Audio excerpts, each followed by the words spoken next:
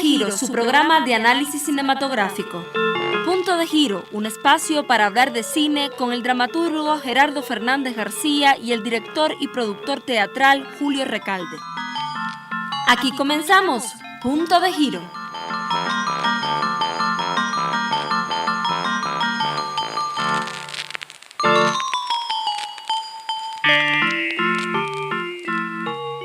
Hola, bienvenidos a Punto de Giro, su programa de análisis cinematográfico que cuenta con las opiniones del dramaturgo y profesor de guión Gerardo Fernández García y del teatrista y productor Julio Recalde. ¿Qué filme estaremos analizando hoy? Será Antes de Amanecer, con guión de Richard Linklater, Kim Krizan y la dirección de Richard Linklater.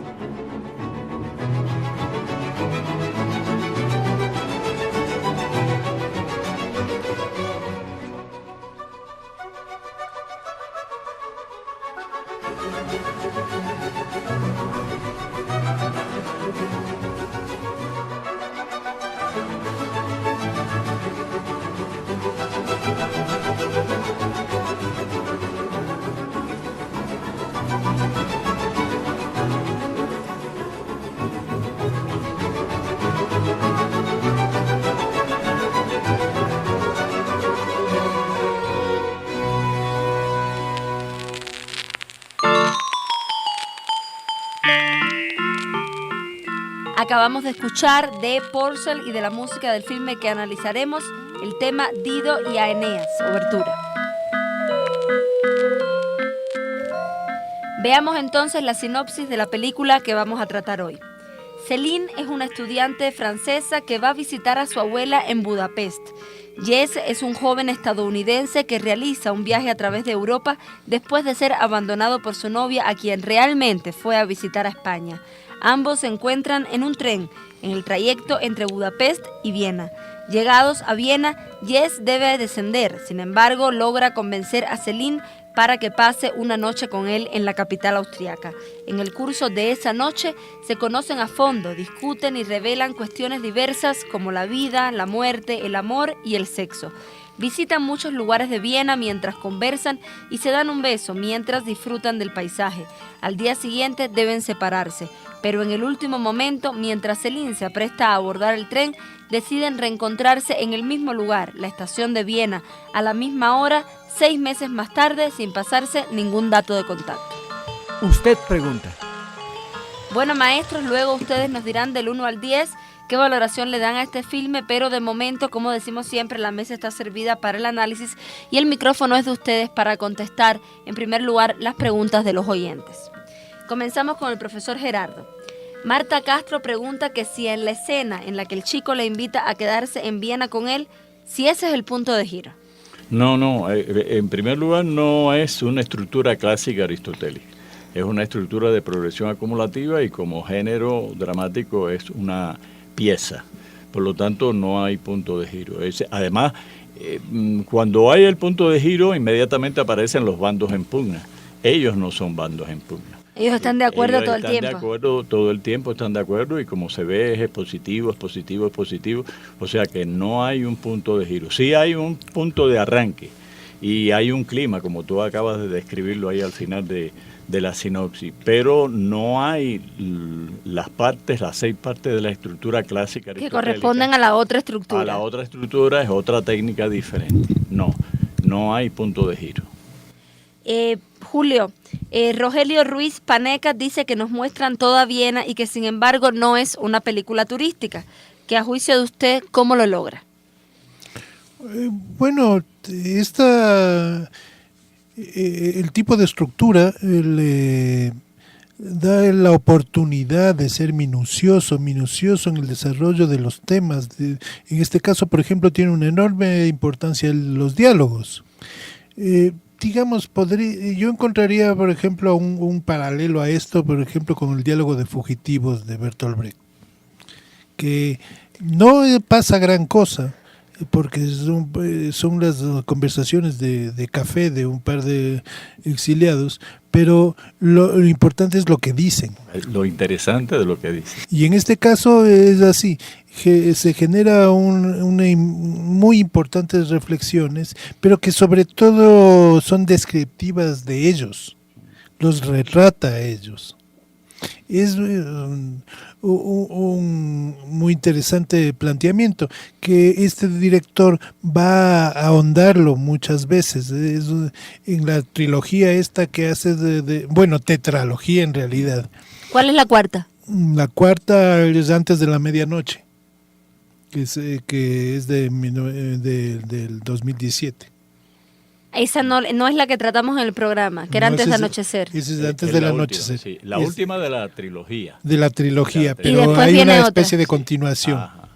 Pero esto da pie a digamos, esta película es quizás la primera de un cine más personal que hace él, un cine más investigativo que después también es profundizado con este experimento que hizo en Boyhood, cuando él se propone retratar con los mismos personajes en distintas épocas, y pasa como 12 años del inicio al final. Esto es interesantísimo, haber mostrado todo eso. Eso es una propuesta que logra hacer porque, como es un director importante que hace ya como 25 películas, también ha trabajado para la gran industria y ha hecho películas exitosas que debieron haberle dado también cierta independencia financiera. Por ejemplo, para ejemplo de esto, él dirigió Escuela de Rock, esa película de presupuesto tan pequeño pero tan económicamente taquillera. Nos dice profesor Gerardo María López Pérez, una pregunta que un poco tiene que ver con lo que venía diciendo el profesor Julio, que sin ser una película tendenciosa o de tesis, reflexiona sobre la situación del hombre y la mujer, que los diálogos, cree ella, sostienen el interés de la película. Yo creo que sí, yo creo que hay en el interés del diálogo, o sea, un diálogo, primero el diseño de los personajes que está muy bien logrado, o sea, cada cual tiene un desarrollo, un diseño muy ajustado a lo que requiere la película. Después, lo interesante de los diálogos. Yo creo que un poco con lo que Julio dijo, el interés de los diálogos, de lo que está diciendo, de lo tan interesante de lo que están hablando, no solamente del problema en sentido general del amor, sino de cómo se van describiendo cada uno de ellos. Con eso evita el que sea una película turística, porque sí, efectivamente, pero cada uno de los encuadres, que ya eso te pertenece a ti, pero a mí me parece que eso es precisamente lo que evita, porque no es una película para una... Tú no quieres ver el fondo. No. Tú quieres entender lo que están diciendo los personajes. Exactamente. Eso es lo que evita que sea una película de... Claro, lo otro es para que no sea tan estático. Ajá, exactamente. Profesor Julio, dice Rita Cuesta que le parece ilógico que habiéndose enamorado, como lo hicieron, se separen. Es que si no lo deseo de ella. Además, si no lo separaban en esta película, no había segunda parte. Ni ¿no? tercera. Ni cuarta. Entonces era importante que pase esto. De todas maneras... Yo sufrí intensamente con esa separación, como si fuera mi situación. Pero Ana Julio, yo creo que pero ahí está el género. Pero claro, y está claro, porque está bien elegido el género para hacer esto. Claro. No hay el final feliz. No hay el final feliz, pero hay un final esperanzador, es un final abierto. Se van a ver dentro de 6 meses. Claro. Está muy bien concebida la película. Una joyita, como diría usted, señor. profe. Sí, señor. Dice Simón Escobar que le ha oído usted, profesor Gerardo, decir que en una pieza hay que lograr elementos formales de unidad y que él no los ve en esta película. Bueno, el primer elemento de unidad aquí es precisamente el encuentro de ellos, el encuentro y la separación de ellos. En un tren. En un tren, o sea, le da y después todo Viena. O sea, Viena es el elemento formal que viene a dar la unidad. O sea, todo eso... Y el estar... encerrados en el diálogo. Ajá, eso y la música que utiliza. Todos son elementos formales que le dan toda una unidad de perfección a la película. Entonces sí hay elementos de unidad. Sí hay elementos formales. En esta película, profesor. Porque a veces se piensa que el elemento formal es algo que sucede. Por ejemplo, ir a negro o cualquier... No, hay elementos formales que tienen que ver con la fotografía, que tienen que ver con la música. Claro. Todo eso. Forma parte del lenguaje. Ahí está. Cinematográfico. Nos dice Gladys Rueda, profesor Julio, si usted le puede hablar de la actuación, que esos chicos no le parecen que actúan. ¿Cuál es el método que utilizan? Siempre caemos en la misma. Cuando los actores están debidamente preparados, nos hacen perder de vista que su técnica. Evidentemente que hay ahí detrás una gran formación técnica y un gran trabajo técnico que nos hace olvidar que es especialmente en una obra como esta donde la palabra tiene una importancia extrema. No se puede decir de cualquier manera, se dice con un rigor, porque hay una intención profunda. Entonces eso ha sido decantado con mucho cuidado. Este director además siempre trabaja con los actores muy bien, ensaya con los actores mucho para tener un completo control de estas cosas. Y eso hace que necesariamente, como está bien trabajado, se nos haga invisible la técnica. Claro, pero también tienes que tener en cuenta el hecho de que los actores trabajaron en el guión. O sea, por las entrevistas que yo he leído al respecto, ellos participan en con el más guión. razón, están profundamente imbuidos de la intencionalidad del texto. Y como aquí pesa tanto la palabra, las actuaciones terminan siendo absolutamente naturales, digamos así, entre comillas. Sí.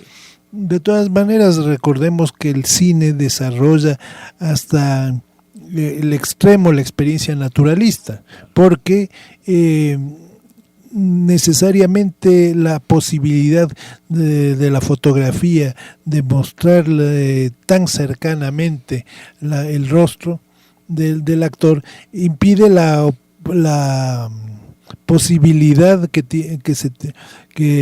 a veces se tiene en el escenario, en las tablas del teatro, de la gestualidad.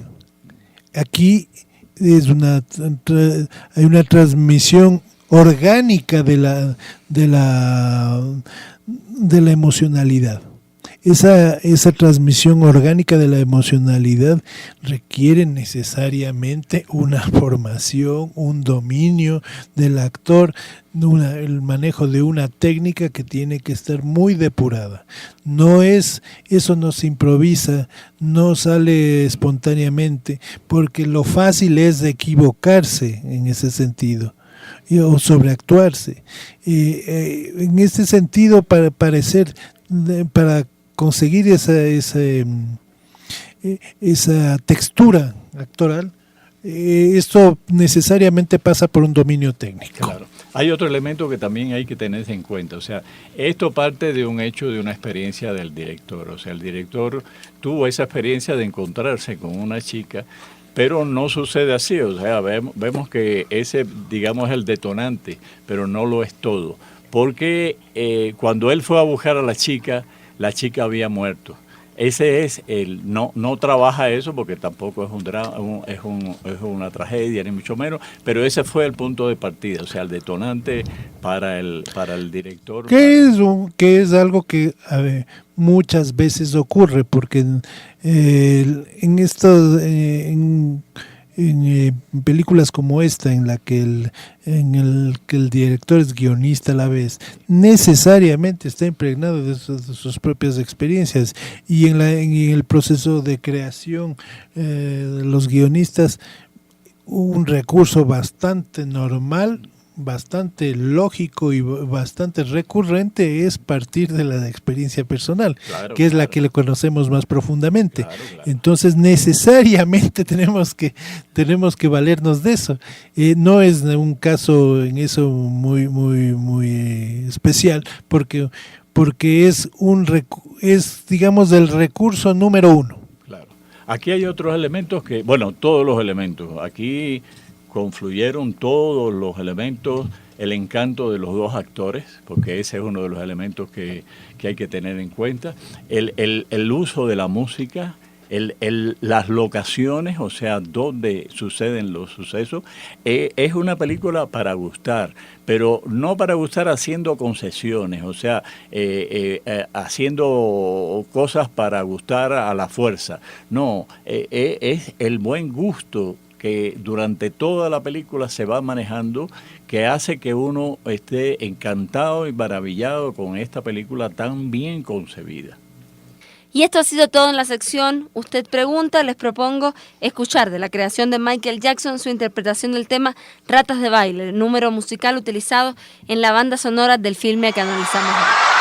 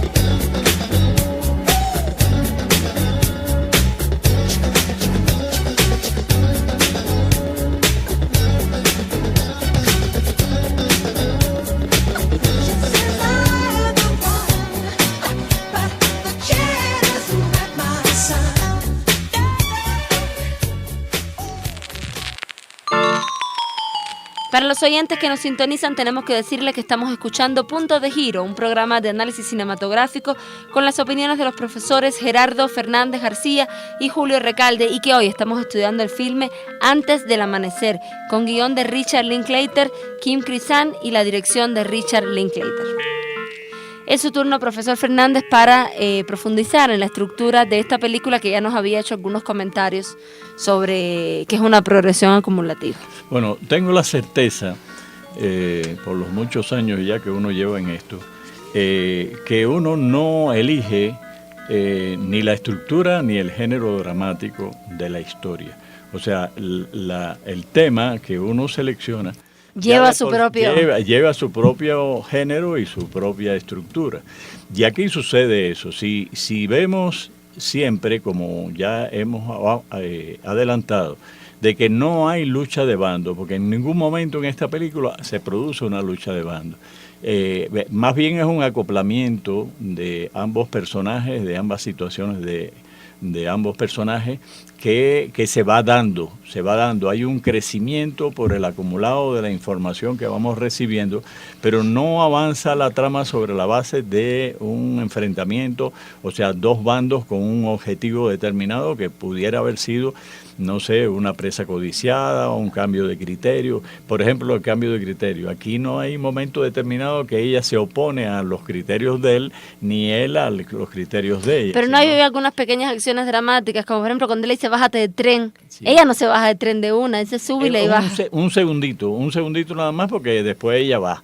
Y accede rápidamente. Pero al ser tan pequeñas no llegan a ser significativas. Que se desarrolle, no es significativa. Y eso no implica que no determine un conflicto. No le determina. Inmediatamente ella se baja y empiezan a vivir toda esa... ¿Qué vamos ¿Dónde está la información? Todo es información. En cualquiera de las dos estructuras, todo es información que va recibiendo. Pero aquí más, porque aquí tú vas recibiendo, todas las escenas son de caracterización. Se van caracterizando ellos. Cuando termina la película, tú sabes quiénes son. Tú sabes que hay una situación que tú deseas, como en este caso, por todo el encanto que tienen ambos personajes y demás, tú deseas que termine bien. Pero si hubiese terminado bien, estaría aberrando o alterando el género dramático. O sea, la pieza no es para eso, la pieza no es para un happy end, sino es para una indagación. Yo creo que la palabra que más define la estructura clásica, la estructura de progresión acumulativa y el género pieza es la indagación. Sirve para... Si analizamos todas las películas que tienen esta estructura y este género, tú ves que es para profundizar en el comportamiento humano, en este caso de la pareja humana. Cada vez hay reflexiones ahí que yo hubiese deseado ser ese chico que va ahí. ¿Y yo? ¿Te das cuenta? ¿Por qué? Porque tiene tanto encanto, pero está en situaciones en las que uno en un momento determinado se ha visto a lo largo de la vida. A lo largo de la vida en este... Claro. Reconoces momentos. Reconoces momentos que tú de alguna manera has vivido, has estado en esa situación. Claro, es que entonces, en eso comparte una experiencia humana. Pues, claro, por eso es el género más realista. Como decía Terencio Affer, nada de lo humano me es ajeno. Exactamente. Uno se identifica porque hay mucha verdad en la película. Y entonces es una historia de amor, un lindo amor que surge ahí. Es un lindo amor, pero repito, sin hacer concesiones. No se trata de palabras bonitas ni nada de eso, sino de situaciones en las que ambos se ven con mucha... Es muy genuina la película, es muy genuina. Muy natural. Todo lo que pasa ahí es natural y genuino. Genuino sí, es la palabra. Es la palabra, yo creo, ¿verdad? Les propongo, profesor Gerardo y profesor Julio, hacer una pausa musical como hacemos siempre, escuchar a Kath Bloom con el tema Ven aquí y enseguida regresamos para el análisis con el profesor Julio Recalde.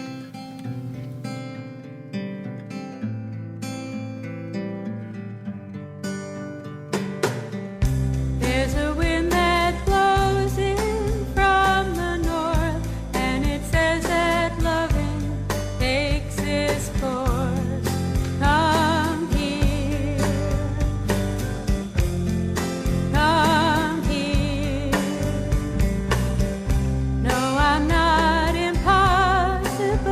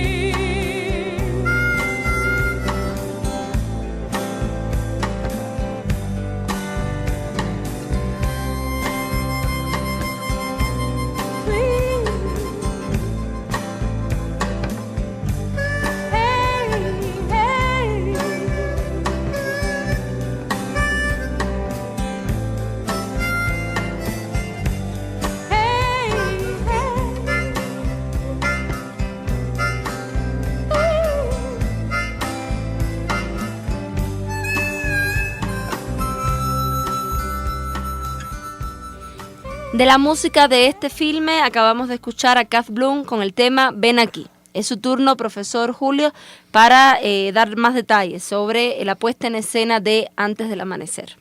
Bueno, aquí hay que comprender alguna cosa, mostrar una conversación de una manera dinámica, que no resulte cansona, implica necesariamente un cierto trabajo de dirección importante, porque si no se simplemente pondría un par de cámaras fijas y se acabó el asunto, pero no, pero eso le restaría importancia también al valor del diálogo. Por tanto, inteligentemente el director tiene que suplir este condicionamiento y hacer lo más llevadero el desarrollo del diálogo, pero sin desfigurar la idea, es decir, precisamente no haciéndolo un filme turístico, y lo consigue, porque eso quiere decir a su vez que eso implicó un constante corte, un constante reacondicionamiento de las cámaras, del tiro de cámara, de las luces, o sea, ahí quiero hacer ver lo artificial que en realidad es el proceso de rodaje. Y que no lo parezca. Pero el resultado es como si estuviéramos viviéndolo ahí. Sí. Es decir, como si no hubiera tal artificio. Pero es una cosa absolutamente artificial crear esa naturalidad. ¿Cómo se preparan los actores, profesor, para estos diálogos tan largos? Escenas tan largas donde en muchas no hay ni corte, que están con la cámara fija, como la escena dentro del tranvía, por ejemplo. Que anteriormente eso que aparentemente podría llevar a engaño, pensando en que no hay técnica, y hay una profunda técnica, y como decía bien el maestro Gerardo, participaron en el guión. Eso les hace conocedores profundos de la intencionalidad del texto, y ese trabajo debió haber sido muy, muy, muy complejo, ir levantando ese texto con esa haber sido capaces de en base a un conocimiento exacto del texto, podrán haber cambiado un par de palabras Pienso que sí. En la grabación, pero conociendo perfectamente lo que estaban diciendo. ¿Y quiénes son cada uno? Sometidos a la idea que están desarrollando, a la intencionalidad del texto. Como decía, es una técnica tan profunda y de tal calidad que tiene que parecer invisible. Ahí hay tres etapas que me parecen muy importantes para lograr eso que tú preguntas. Primero, el trabajo de guión. En el que ellos participaron. En las otras también. Fíjate si es así, que ella se queja de que no le dieron crédito, pero lo reclamó, y el director se excusa y le dice que, bueno, que ellos son importantes, pero que fue un error de no aparece, porque ellos no aparecen en los créditos del guión. Créditos como guionistas, y sí fueron guionistas. Eso está reconocido por el propio director. Y entonces participaron en la elaboración del guión. Después, seguro que tuvo un trabajo de mesa amplísimo. Un trabajo de mesa minucioso con las partes fundamentales. Pero todo eso te hace ver que este tipo de proyectos especiales que hace este director, en los que además les involucra a los actores de otra manera que no es la usual. La usual es minimizar la participación del actor, establecer alejándolo del texto. Sí. En unos casos, pero digamos inclusive en casos donde hay un gran conocimiento de una gran técnica actoral, lo normal es también por el costo del profesional, lo que quieres es minimizar el tiempo de filmación. De filmación, el tiempo de involucramiento del actor, porque les va a salir extremadamente caro. Y finalmente, para mi tercera etapa, está la etapa de filmación, donde, como bien dice Julio, estoy seguro de que hubo ciertos momentos de improvisación, pero conociendo muy bien con completo dominio del texto. Sí. ¿Tienen algo que agregar, profesores, antes de pasar a nuestra sección de curiosidades del cine? No, ¿Algo sobre la obra de este director? Decía Julio que hay una cuarta película a modo de cuarta parte. Sí, hay una secuela que se hace después de la última, de la película Antes del Anochecer, que es antes de la medianoche, es la más reciente. Pero todo estas son, como decía, proyectos especiales de este director que a partir de una cierta independencia financiera que le han dado Filmes Taquilleros, se permite hacer el cine que quiere hacer. Y eso me parece... Casi un lujo en un mundo tan... Pero es que hay una vocación muy especial en él. Él primero funda una especie de cineclub, antes de empezar como el profe Gerardo. Antes de empezar a estudiar cine, es una especie de cineclub y eso le permite acercarse a la obra de grandes maestros, como Ozu, el japonés, como Bresson, como así importantes directores que le van abriendo los ojos a una manera distinta de hacer cine. Romer, de alguna forma, claro. Está por ahí. Entonces, hay todo eso en este director. No es un director de cine cualquiera, es un director muy especial, que alcanza ciertos muy buenos resultados. Él debe estar ya ahorita cerca de las 30 películas. No, a mí me parece maravilloso que él haya tenido la oportunidad, gracias a su éxito en otros filmes, poderse dedicar al cine que quiere. Yo lo que digo es que es un lujo. No, pero es que llega un momento en que... Hay mucha gente que no puede hacer el cine que quiere. Es que llega un momento en el que hasta obtiene un reconocimiento con estas películas de cierto corte experimental. Cuando hace Boyhood, que desarrolla esta misma intencionalidad de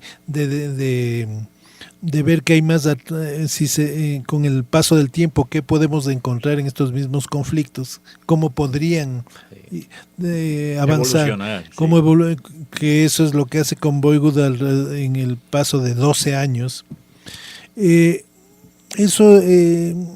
Eso hace que este director haga una apuesta por buscar algo muy interesante, y eso termina siendo reconocido. Obtuvo por eso 2 Globos de Oro. Nos dicen aquí, bueno, la pregunta general que tenemos para el programa, ¿qué es el teatro épico de Bertolt Brecht? Bueno, independientemente de que después Julio ampliará desde el punto de vista histriónico, lo primero que podemos decir es la diferencia que existe entre el teatro, digamos, aristotélico, vamos a llamarle, o clásico, si se quiere, lo que viene de Grecia, porque no solamente era aristotélico, que buscaba que la identificación, o sea, buscaba que el público se inmiscuyera en la película sobre la base de creer desde el punto de vista artístico que esa realidad estaba pasando. Y el teatro épico busca lo contrario, o sea, evidenciar en todo momento de que eso es un espectáculo. Esa es la primera diferencia que se ve entre lo que utilizó Bertolt Brecht para desarrollar su teoría sobre lo que él llamó teatro épico. Usted, Julio, que es un experto en Bertolt Brecht. Bueno, no soy un experto en Brecht, lo conozco bien, he leído muchas de sus obras, ha sido un director protagonista de gran parte del teatro del siglo XX. En su momento llegó a ser el autor más puesto en escena en en la propia Alemania, a pesar de que, pero en la RFA, cuando él estaba en la RDA.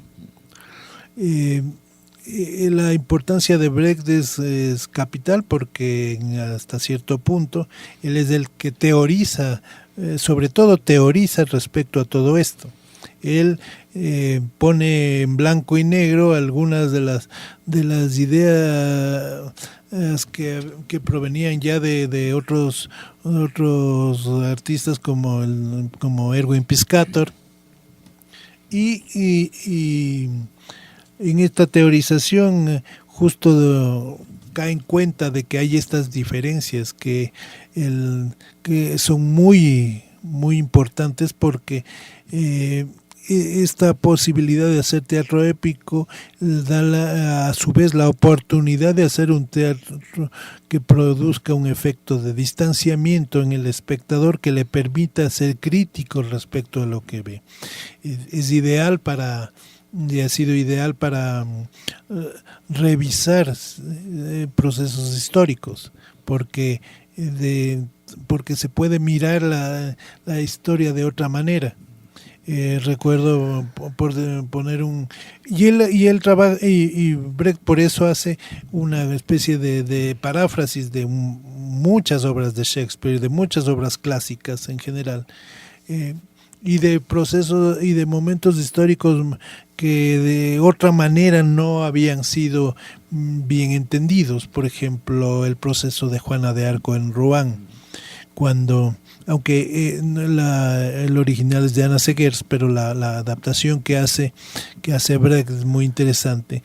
Brecht le muestra cómo en realidad era el proceso de la Guerra de los 100 años.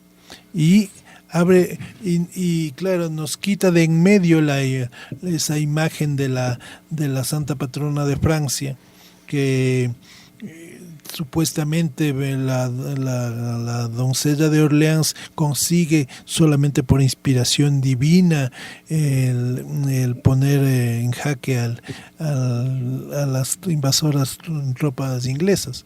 Brecht nos demuestra con el efecto de distanciamiento que hay un proceso histórico en el que hay una serie de conflictos sociales y políticos que son los que determinan la situación de Juana. No es al revés, no es Juana la determinante en la historia, sino es solamente un elemento más de esa historia.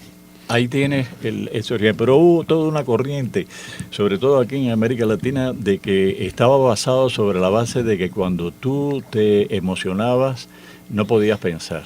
Y entonces ese rompimiento, ese entre la razón y la emoción. Ajá, era precisamente para evitar que te emocionara. Yo no estoy muy de acuerdo con eso. Porque que no era tan así, no era y el planteamiento de Brecht no fue eso. No fue ese. Sí. La idea de que era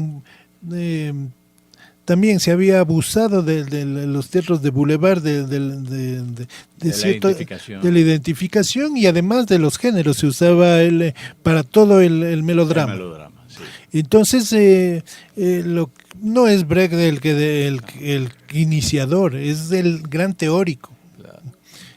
Claro que tiene una obra artística muy importante, tanto como dramaturgo como director de escena. Si tú ves el círculo de tiza caucasiano, tú te identificas con esa mujer. Claro. No está, evidentemente no está exentos de emoción, porque no están exentos de conflicto. Sí. Lo que hace es que demos un paso atrás y podamos observar con criterio. Sí. Aquí en América Latina tuvo un seguimiento con autores como Gustavo Boal, como Enrique Buenaventura, como una serie de autores como lo del Teatro Scambray, una serie de autores muy importantes que configuraron una nueva dramaturgia en América Latina. Y abrió paso también eso a cierto fenómeno que se dio por momentos, que fue también muy interesante, el de la creación colectiva, que arrojó textos en esa línea, que permitieron en su momento acercar el teatro a la reflexión de la historia que estaban viviendo sus pueblos. Curiosidades del cine. La curiosidad del cine de hoy tiene algo que ver con lo que acabamos de discutir. Decía Jean-Luc Godard: creo que la diferencia principal entre los directores americanos y europeos es que los americanos tienen el cine en la sangre y los europeos en la cabeza. ¿Qué opinan ustedes? No, yo no lo creo así, rotundamente no. Hay de todo, hay de todo. En Norteamérica, digamos, en el cine de Norteamérica, hay grandes películas y películas que te hacen razonar, o sea, no es tan así. O sea, yo pienso que los europeos están más apegados a su tradición, a la tradición de un cine, un teatro más artístico, más logrado, menos comercial en muchos sentidos. Estoy hablando de los grandes, no estoy hablando de que no haya cine. Por ejemplo, tú ves en Antena 3 y te dice el mejor cine español, y cuando tú ves las películas, tú sabes que no es el mejor, pero hay grandes películas en Europa, ¿no? Entonces, no creo que sea tan así como él lo dice. ¿Y usted qué opina, profesor Julio? Bueno, es un decir, porque también los aportes de directores norteamericanos han sido decisivos en la historia del cine. Y además que muchos directores europeos en su momento fueron los que alimentaron ese desarrollo porque emigraron antes de la Segunda Guerra Mundial. También. Ellos tuvieron un papel decisivo, pero eso además contribuye a que los nuevos los sigan. Por ejemplo, de autores como Lubitsch, que ya tenía esta impronta, él marca mucho a su principal ayudante, que fue Billy Wilder. Pero y Billy Wilder a su vez marca toda una generación de nuevos directores. Sí, no se puede. No es el extremo. No es el extremo.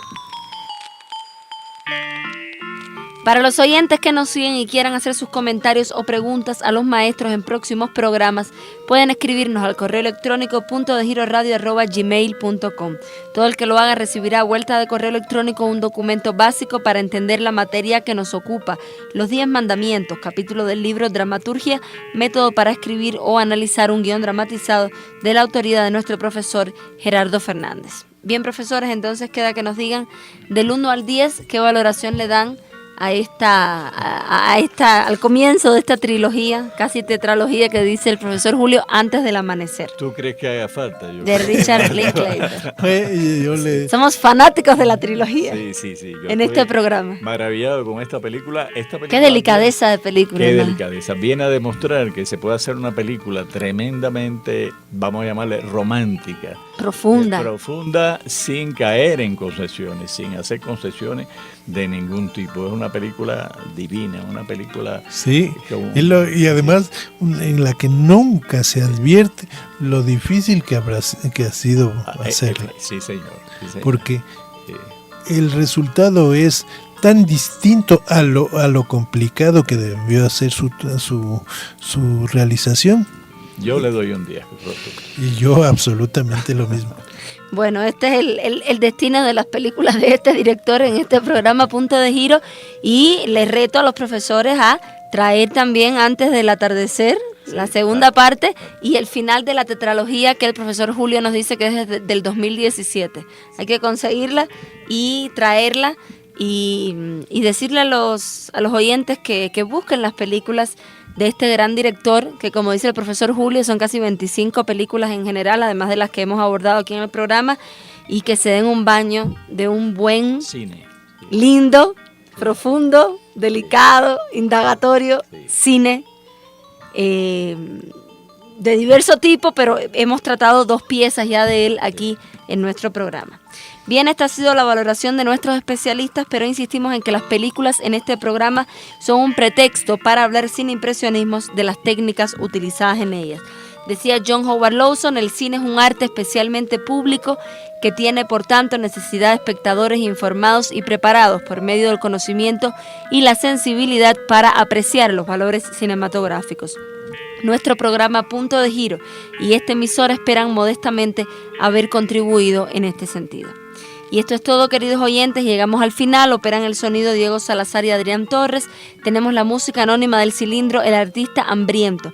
Les agradecemos su atención y les invitamos a estar con nosotros en Punto de Giro, un programa de análisis cinematográfico la próxima semana en este mismo día y horario, con las opiniones de los profesores Gerardo Fernández García y Julio Recalde. Produce el sonido el licenciado Fabián Sandoval y en la conducción y dirección la periodista y máster Lourdes Stusser. Los dejamos con otro tema musical del filme que hemos escuchado, que hemos analizado hoy, por Daniel Johnston, el tema Viviendo la Vida. Muchas gracias.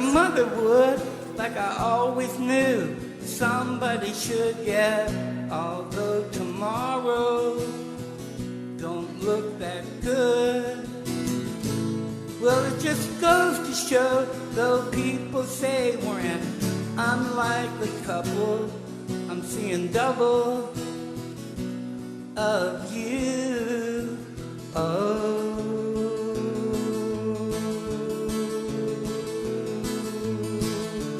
this is life, and everything's alright. Living life. Hope with the hopeless, I'm learning to cope with emotionless mediocrity of day-to-day living. Oh, but I can't help but be restless when everything seems so tasteless and all of the colors seem to have faded away. Oh,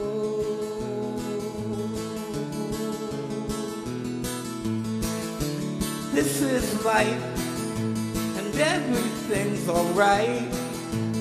Living life.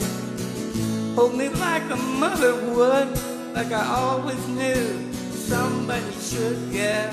Although tomorrow don't look that good. Well, it just goes to show, though people say we're an unlikely couple. Doris Day and Martha Harper. Oh,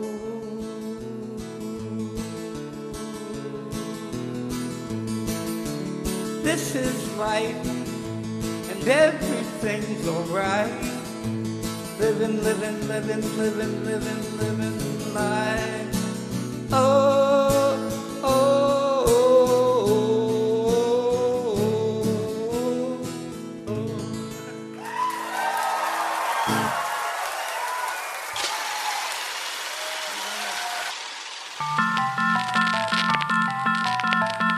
Esto fue Punto de Giro, su programa de análisis cinematográfico.